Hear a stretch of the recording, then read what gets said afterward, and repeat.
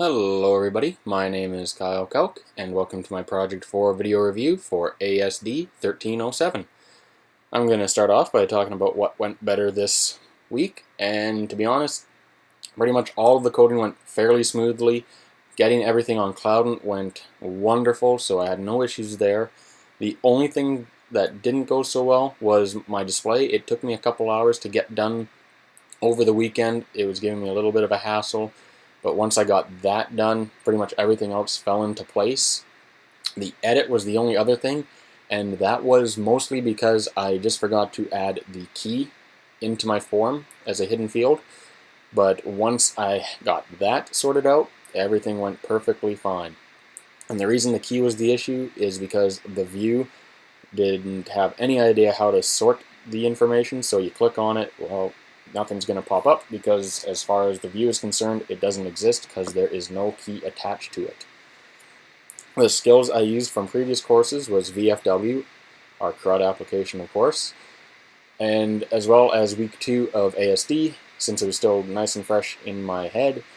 Doing that CRUD, it was quite easy to just sort of copy and paste almost the CRUD that was working already. Not quite, you have to make some adjustments of course, you have to make sure it saves to the database and everything, so there was some adjustments to it, but for the most part the actual CRUD itself remained much the same, so that was easy enough to do. And in terms of enjoying working with the emulator, I don't think enjoying would be the word I would use. I've had quite the horrendous experience with it, to be honest. The emulator is terribly slow, and I am not quite sure if it's a Google thing or what it is, but as you'll see when I start to demonstrate the application, things load painfully slowly, so hopefully it's going to behave at least a little bit so I can get through the demonstration quickly with the emulator. On the other hand, the iOS simulator that we have been using works absolutely fantastically. It's quick, it's precise, I wouldn't trade it for anything. And as of right now, the iOS simulator wins hands down above the emulator, but hopefully Google will start to address the lag issues and make it so it works a lot better than it does right now. We can only hope, at least. So now I'm going to demonstrate my app. I'm going to start off in the painfully slow emulator, and for this I'm going to actually start off by adding a tune. I'm going to hope it cooperates with me because every once in a while it gives me a little bit of an issue. It decides, it doesn't want to behave because you're almost through a video and then it's like, nope, not going to work. So you have to start over again. So here we're going to go give it a name.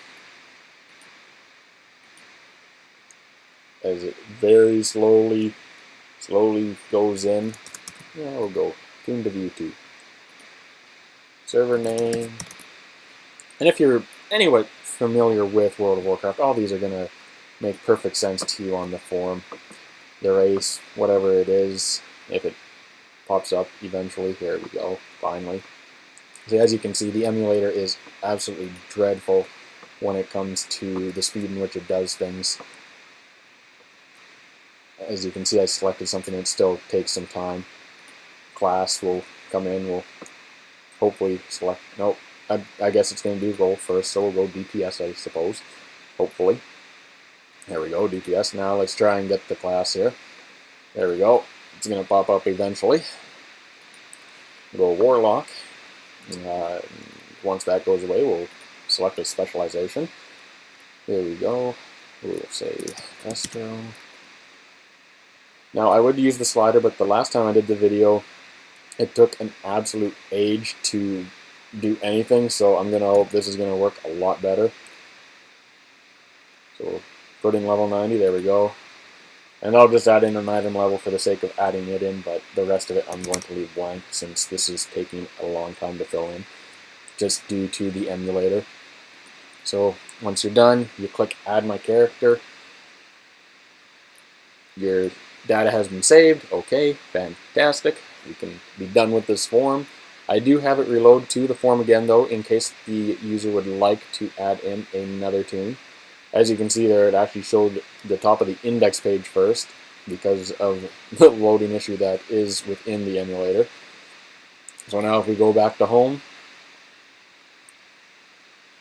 and as we wait, you can see that yes, the emulator is quite slow. So here on the home you have your browse, so we saved it as a DPS. It should show up in the DPS. Oh, there we go, tune to view 2, fantastic. So now if we go into our display tunes, we'll see a slightly different setup. I have it where it lists all the tunes just by name, and then beside it I have the class it is. So we are going to select tune to view 2. We're going to come in. Let's see, there we go. And once the page loads, you can see down here, instead of having the edit and delete buttons with the actual list view item, I have them now down at the bottom here. So your edit's here and your delete. So here we're going to click delete. It's going to bring you to a new page where it's going to have a bunch of disabled fields, but you can see the information's in there, your tune name, to make sure you're deleting the right one, and then it also shows the ID and revision, just in case you're curious about that information as well. So we're going to delete this tune now. We don't want this guy anymore. He's no good to us. He's dead to us. So we'll click OK. It's now gone. It's deleted. Eventually you'll get pushed back to the index page. And once that loads, we can go back into the DPS here. There we go. DPS. Uh-oh, tune to view 2 is gone. So as you can see, the delete works. And now we're going to quickly hop over into the iOS simulator. And actually, we'll just give her a nice quick little refresh here. As you can see, tune to view is also gone here, so that's a good thing. So we'll go with Dada the Death Knight, because I just started randomly fitting characters. And here we're going to do the edit. So as you can see, the edit button again down here. Click on edit. Again, I have the ID pop up, the revision number. So if this was revised before, it would have 2 or 3, etc., as you know, with the revisions. So we'll actually give this guy somewhat of a name. So let's type in some information here. As you can see, this is going so much quicker. We'll say he's not a gnome, he's a troll. And who wants a Death Knight, especially a healing Death Knight?